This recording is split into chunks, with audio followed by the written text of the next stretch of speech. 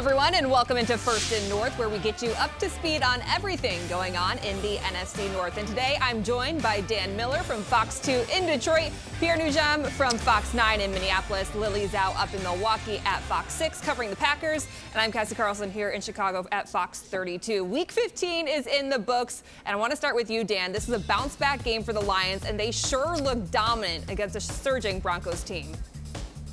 Yeah, Cassie, they needed it. They had lost 2 out of their last 3. And more than that, they just hadn't played the brand of football that had kind of become their calling card.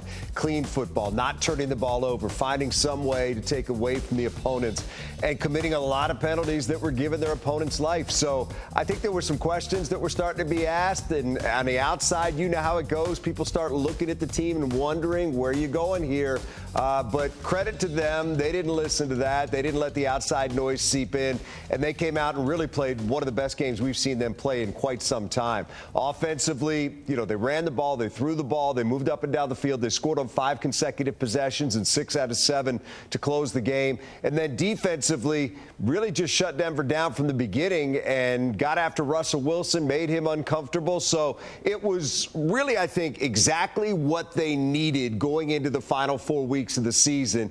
Get that victory, move a little bit closer to a division title, still have work to do in that regard. But I think for everybody to see them get back to that type of football, it was a big night. And I tell you, it was electric in downtown Detroit. You guys know what it's like when you get one of those Saturday night games and everybody's got all day to get ready and it's the only game going on.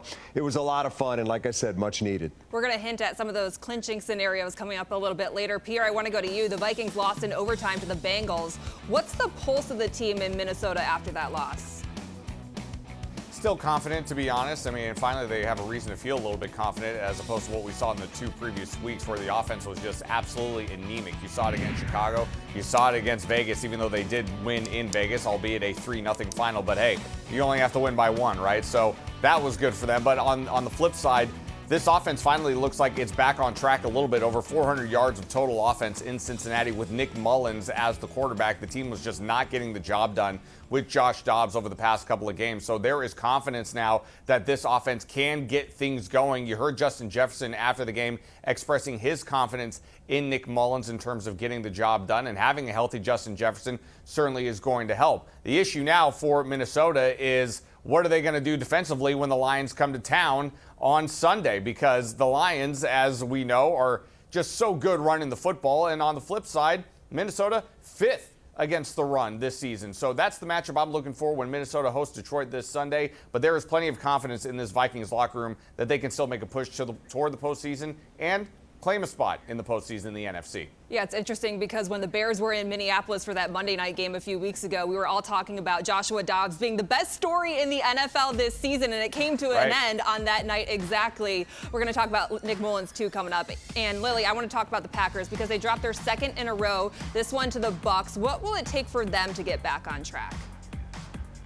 I think just playing fundamental football, which is kind of crazy to say 14 weeks into the season, right? I mean, we heard Matt LaFleur talk yesterday at his press conference saying he's keeping Joe Barry on for the rest of the season as defensive coordinator. There was a lot of noise from the green and gold fans asking whether or not they would fire him. And the answer is no. So they're going to ride things out with Joe Barry, but their defense has to get better because everything looked blasé for this team. Yes, the offense did enough, but the defense, a huge letdown against Tampa Bay. And you can't have that, especially when you've had such high highs this season. When they get to 6-6, they're thinking, oh, there are 5 games left on their schedule are very winnable. And you have Tommy DeVito beat the Packers, and then you have Baker Mayfield have a perfect passer rating inside Lambeau Field. He's the first visiting quarterback to ever do that. So things are not really going too well here in Green Bay just yet. But that being said, there's still confidence in this team, knowing the 3 opponents they do have left on the schedule, Minnesota and Chicago, of course, the last 2 there, that they can right the ship. But things have to change fundamentally for this team. Communication, the top thing as well. So if they can kind of shore up the things that kind of is needed to play basic football, maybe they can get back on track. But this team believes they can, and we'll see if they can the final month of the year. Yeah, it was interesting because the Bears were in Cleveland this week and what was a must-win game for them. And they had them up until the fourth quarter, and they blew their third double-digit fourth quarter lead of the season in an absolute devastating way against Joe Flacco, who looked like that Super Bowl MVP winning quarterback there in the fourth quarter. You walk into the locker room after the Bears lost this past weekend, and it was the most dejected locker room I've seen over the last 2 years in the Matt Eberflus era. Many of the leaders on this defense did not want to talk at all because they didn't really have any answers to how they let this get out of control. They were playing lights out defense for 3 quarters of that game, but the fourth quarter, everything started to unravel. So now there's a lot of questions. Obviously, you're looking at the way the Bears started the season. They had that 2-game win streak that started with the Vikings and then beating the Lions. Things were starting to look up for them, and we were all looking at them in the hunt, even though it was going to be a long shot still, and they needed to beat the Browns, but they just couldn't get it done. And now you're seeing the offense have a hard time putting up points. That really started in Minneapolis as well, because you look at Justin Fields, a quarterback with a lot to prove. I know the Panthers won this week, but they still have that #1 overall pick from Carolina, and they're eyeing those 2 quarterbacks that are really high prospects right now and wondering if they should take those or keep Justin Fields. And this offense was only able to score 10 points. And the 1 touchdown they had was off of an interception that set them up at the 1-yard line. So this Bears locker room, which was really high and had a lot of momentum, they felt like going into this game, suddenly is looking the exact opposite as they head into their final 3 game with a very winnable schedule ahead of them still, but those playoff hopes are pretty much gone. Pierre, I want to go back to you. The Vikings finish out their season with 3 NFC North opponents, including 2 against the Lions, with the first this weekend. What are going to be the big keys for the Vikings, do you think? For once, I think we have finally all in Minnesota have please, for the love of God, stop turning the ball over. That has been the Achilles heel of this team the entire season. I guess if you can go back to the game against the Bengals, you can say to yourself, well, at least they didn't fumble the football, but yet 2 more interceptions thrown their way, and they were costly interceptions as they were turnovers inside the red zone that prevented Minnesota from extending their lead in the first half. Minnesota could have put Cincinnati away early in this game. They really could have been up 2 touchdowns at halftime in this game, and that was not the case thanks to untimely turnovers, which has been the story of the season. And you know, Kevin O'Connell's hair has got to be going grayer and grayer by the week because he has just not found a way for these guys to either hang on to the football or throw to the right guy. That has really been the story of the season so far for Minnesota. So cutting down on the turnovers has to be the first priority for Kevin O'Connell and this Minnesota offense, especially when you're facing a team like Detroit. Detroit can put up a lot of points. We've seen it all season long. So you got to limit the opportunities for Detroit. You play them twice in the last 3 weeks. Limit the opportunities for Detroit's offense to get going, and taking care of the football is the first and foremost priority for this team. Dan, I'll throw it to you now. If the Saints beat the Rams Thursday night, they'll clinch a playoff berth for the first time since 2016. You just mentioned Detroit being very excited, and the atmosphere was great on Saturday night. I know it means a lot to Detroit fans, but do the players recognize the significance for the franchise as well? Yeah, they do. And I think when you come to Detroit, you kind of own what's been here before you. And you own the fact that this team has won 1 playoff game since 1957. And you own the fact that this team hasn't won a division in 30 years. So, yeah, they hear these things all the time, Cassie. They understand what the history is and what it would mean to these fans to see them get a playoff berth. But more than that, you know, Dan Campbell was asked about that on Monday, getting a playoff berth if it had gone right on Monday night and Seattle had lost that game, the Lions would have clinched there. And he said, you know what?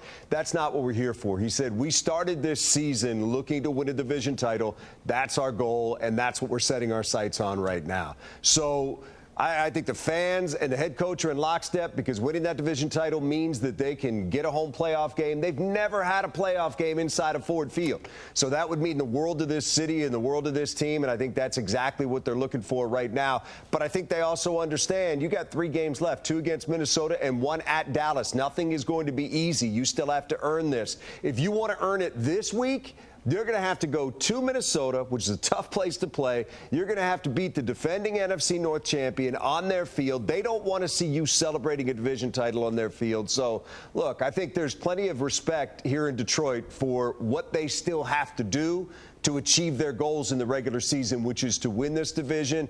And they understand what kind of team they're going to be facing in Minnesota. And we've talked about it for now, 15, 16 weeks on this show, just the job that the Vikings have done to overcome everything in terms of adversity that they've had to face this year. And I have no doubt they're going to continue to do that coming up this Sunday, and it's going to take a solid Lions effort. Not the kind of effort we've seen when they haven't won, but that kind of effort, clean football to win that game on the road against a good team. Yeah, one thing that makes the Vikings so good is their defense. Brian Flores has done an outstanding job, and what the Bears really struggled with were all of those different blitz packages. How do you think Jared Goff and the offense will handle that? Yeah, it's going to be very interesting. I mean, look, that's one thing that they've talked about early this week, and as it pertains to the Vikings, is Brian Flores and everything that he throws at you, and they've got to be ready for that. And look, they've got weapons that they can throw it to. And if you blitz and you don't get to Goff and he finds Gibbs, or he finds, Amon-Ra St. Brown, or he finds Jamison Williams, or he finds Montgomery, or one of these other guys, or, they can make you pay. And Sam Laporta has certainly come on as one of the best rookies in this league. So they know what they're up against, and believe me, that will be the focus out there in Allen Park this week at the Lions training facility, trying to get all these different looks that Minnesota gives you down. But I'll be honest with you, not to take away from anything that Flores has done, I feel like we've been talking about Minnesota sticking two guys in the A gap and you trying to figure out who's going to come for years now. Every time we go to Minnesota, it is that defense that's just a different style now that gives you problems. But that trip has been a difficult one for a long time. And there is nobody defensively that has given the Lions, I think, more fits over the years than Danielle Hunter. He's got more sacks against the Lions than he's got against any other team. Now, obviously, he's played these three teams the most, but he has a lifetime of highlight films against the Lions. So they're going to be ready for him, and they're going to be ready for these other guys in this Minnesota defense. Now, executing once you're ready is the key, but they know what they're up against, and it's going to be a heck of a test. Lily, you mentioned Baker Mayfield and the Bucs just carving up that Packers defense. There's a lot of questions on if defensive coordinator Joe Barry would still be around this week. Matt LaFleur says he's going to stick with his defensive coordinator. Why did he come to that decision? For a couple reasons. I think when you look at the relationship that they have, they are friends at the end of the day, but that doesn't really kind of deter you from being a head coach and making those tough decisions. But Matt LaFleur told us that, listen, if this was the best solution to fire Joe Barry on Monday, he would have done it. And he believes that this defense can still execute at a high level because they have done it in the past with Joe Barry's schemes. The guys in the locker room said that they still trust the game plan, even though that there were plenty of questions fielded about what the issue is right now with the defense. And of course, they mentioned just the communication issues that they all have to over-communicate now. But the reasoning is this. He believes Joe Barry is still the best solution. He believes these guys can still execute the game plan, but there is no way that he's saying, listen, I'm backing up my guy. So he didn't really say that. He said that's the plan. That's the plan to have Joe Barry on for the rest of the year. We'll see if that does lead to a coaching change at the end of the season, because kind of the verbiage of what Matt LaFleur is saying right now is reminiscent to what he said back in 2020 when they fired Mike Pettin at the end of the season. So we'll see if that trends in that direction, but I do believe that Matt LaFleur is going to have a bigger hand in the defense. He says he wants to communicate with his players to make sure they're on the right page, but he trusts that Joe Barry is the best solution for the position right now, which I'm sure fans are aghast to hear considering how bad they looked against Tampa Bay. I mean, they made Baker Mayfield, granted, he's still a good quarterback, they made him look like a Hall of Famer at Lambeau Field, which you do not want to have as a defense, and you certainly don't want to do that at home. So they were trending in the down direction. I think the troubling thing is Joe Barry playing soft coverage. Baker Mayfield just took advantage, and he had a field day. And the issue was there really was no halftime adjustment. They had linebackers covering Chris Godwin. You can't have that happen when these guys are not fast, and they normally don't have those linebackers, at least in their defense, covering receivers. There wasn't a halftime adjustment. We'll see if any of that changes against Carolina, because losing to Carolina, I think, would be inexcusable, and also would be putting a bigger target on Matt LaFleur and his decision to keep Joe Barry. So I think this is a perfect bounce-back game for the Packers to play a Panthers team that is, again, bottom 4 in yards per game and points per game, to get back on track defensively. And if there are adjustments to be made at halftime, in Charlotte is to say, can they do that? And can they right the ship this direction? So right now, Joe Barry is the guy, but there are still plenty of questions as to whether or not the defense can get better the last 3 weeks of the season playing Carolina, Minnesota, and Chicago. But, of course, the hot seat right now, very hot for Joe Barry, and it could get hotter for Matt LaFleur if things don't get better in that direction. Yeah, there's a lot of questioning on coaches going on here in Chicago, too. Obviously, head coach Matt Eberflus, with the way they started, the way last year went, people are wondering if he is the best person for this job. And when he took over defensive play calling after week 1, after the whole Allen Williams thing went down, there's no writing off the fact that the Bears defense has really been playing lights out, and really the turnover numbers have been incredible because they've had 14 over the last 4 weeks, really ever since they traded for Montez Sweat, who has made the biggest impact on this Bears defense. But then, like I mentioned earlier, blowing a fourth quarter lead for the third time this season is almost inexcusable for any team, especially going up against a team like the Browns, knowing that they are a playoff team, they have the #1 defense. So people now are wondering, is Matt Eberflus going to be the best head coach for the Chicago Bears? And they're really looking at one place in particular that happened in Cleveland. It was 3rd and 15 in the fourth quarter. The Browns were driving, and he elected to do a 6-man pressure on Joe Flacco and drop a defensive tackle, Justin Jones, into coverage. And Flacco just took a few steps more back than Eberflus had thought and hit David Njoku, who then had a big gain and set up a touchdown that ended up sealing the game for the Browns. Everyone's questioning why he called that in that moment, and a lot of the players were questioning it at the same time. They were like, hey, we're just the players. We're told to call, and our job is just to go out there and execute. But the reaction from them really kind of changed the mood in the locker room potentially of how they feel about Matt Eberflus. And then you look on the offensive side with Luke Getsy, who just hasn't been able to be consistent in finding ways to use Justin Fields. I think if you watch the film, he's best when he moves the pocket. He gets him out on some of those bootlegs and rollouts, but that's not consistent. And they used to be really good at running the ball, but outside of Fields, ever since he really came back from his injury, the Bears have had a really hard time getting any sort of run game going. So now they're trying to do that while also getting explosive plays downfield. DJ Moore was a little bit banged up this week, and outside of Cole Kmet, who had to account for some of the pass rush with Myles Garrett on the other side, they didn't have many weapons to throw to. So it's interesting here in Chicago, too, because a lot of people are questioning what's going to happen, aligning with potentially taking a quarterback and moving on with Justin Fields. Is Luke Getsy the scapegoat this offseason? Are both Matt Eberflus and Luke Getsy going to be gone? So a lot of questions, and they still have a lot to prove the last 3 weeks, even though they're not really playing for much, mostly just pride at this point. Pierre, I want to ask you, because talking about quarterbacks and backup quarterbacks, you mentioned Nick Mullen and Justin Jefferson kind of giving his vote of confidence in the backup QB. What are the realistic expectations for him, though, going through the final stretch? Well, I know that he probably doesn't want the term game manager placed on him, but that's kind of what it's going to need to be because, I mean, as you saw, Nick Mullins is capable of being a pretty good quarterback in this league, over 300 yards passing on a Bengals defense that is pretty darn good. So, like, it kind of goes back to what I mentioned earlier. You just have to cut down on the turnovers, especially turnovers in the red zone. That is an absolute killer for a team, takes the wind out of the sails. But I think the expectations for Nick Mullins is that he can be the guy to lead this team into the postseason, and I think they feel that way because Nick Mullins, when he was acquired in a preseason trade last year, he's had nearly a full 2 seasons under head coach Kevin O'Connell. It's a different situation than what you had with Josh Dobbs, a guy who comes in the middle of the season and just catches fire for a couple of weeks and then fizzles out. Nick Mullins understands this offense. He's been in this offense for nearly 2 years, so nothing should come as a surprise to him. So, you know, I don't think anybody is expecting Nick Mullins to come out and throw for 350 or 400 yards every single week, but there is an expectation that Nick Mullins should be able to cut down on the turnovers. He understands the offense, and he's a guy who should be able to win games for you. That's the kind of confidence that they have in Nick Mullins, and like I said, if he cuts down on the turnovers, if he doesn't throw 2 interceptions in that game against Cincinnati, it's a completely different story. So the offense got a real shot in the arm with Mullins as the quarterback as opposed to what we saw in the previous weeks. So there is a lot of confidence that Mullins can be the guy that not only can get them into the playoffs, but perhaps make a little noise when they get there as well. Lily, the Packers' last 2 losses didn't really help their chances of making the playoffs, but they are not eliminated yet. Is this team still bought into the fact that they can find a way to get in?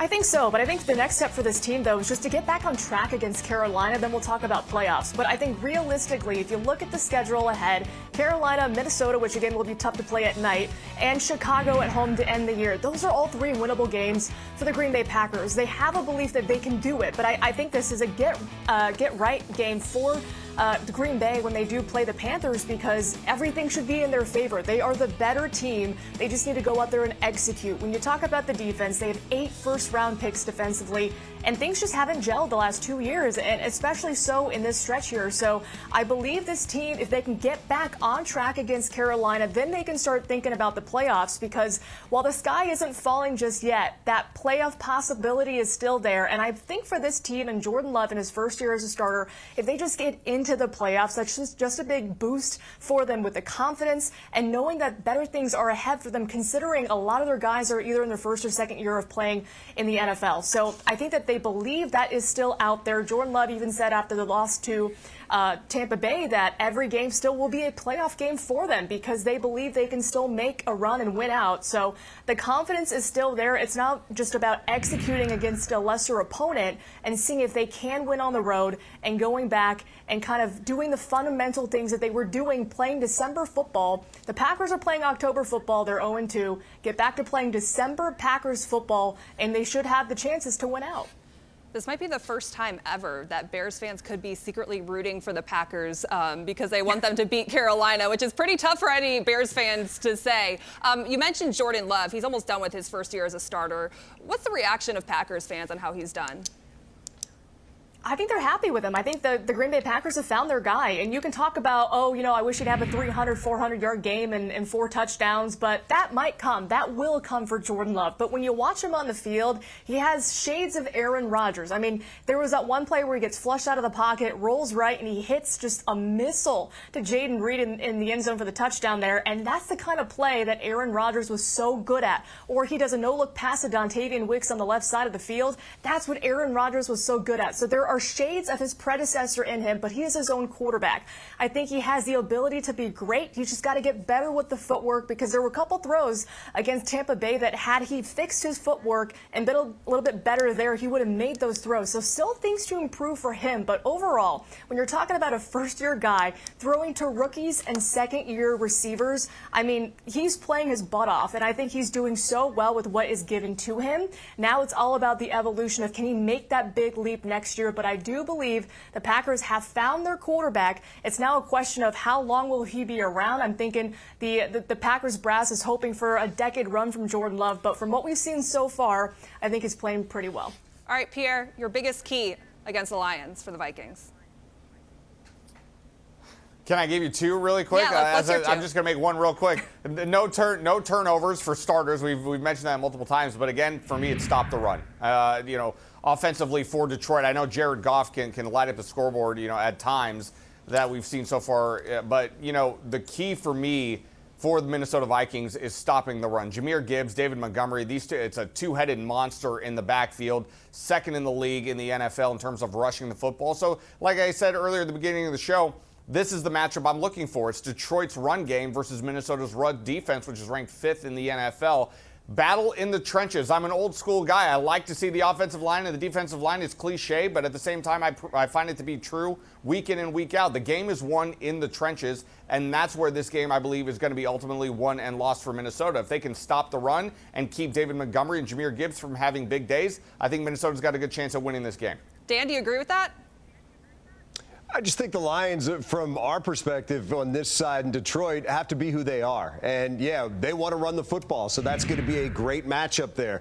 And the Lions have had good success running the ball this year. Big key for them, their offensive line is healthy. They've got their 5 guys back in the game, which was evident this past week when they really lit it up against Denver. So, look, it's a lot of the same things that Pierre talked about. The Lions can't go in there and turn the ball over. If you turn the ball over inside that stadium and let these fans turn that thing upside down, you're going to be in trouble. And the Lions have played well on the road this year. They're 5-2. They understand what it is to win away from home. They've got to figure out another week of doing that, and that is avoiding the big mistakes. Don't give them short fields. And then I'm going to be really interested to see how they play against Nick Mullins, because they went after Russell Wilson. There were a lot of blitzes coming from all over the field in that game. Do they look the same against Mullins and try to put the game back on him and see if they can get him to make a couple of mistakes? I think that's the big question on defense for the Lions, is how they play it. Because if you give him time with Jefferson, with Addison, with Hawkinson, he's got weapons and they can hurt you. So, look, for the Lions, when they play their game, they're tough to beat. When they make mistakes and leave the other team an opening to win, that's when they get in trouble. If you're seeing the Lions turn it over in this game, that's a real good thing for Minnesota. That's a simplistic thing to say, but look at the Lions' history over the last 24 games. They're 18-6. When they play clean, they win. When they don't, they lose. So keep an eye on that turnover ratio. All right, before we go, I want to get everyone's final word. Give me one word that describes the state of your team, where it's at right now, heading through the final 3 weeks. Dan, I'll start with you. Resilient. I mean, that's what this team has been, and that's what they got to take to Minnesota.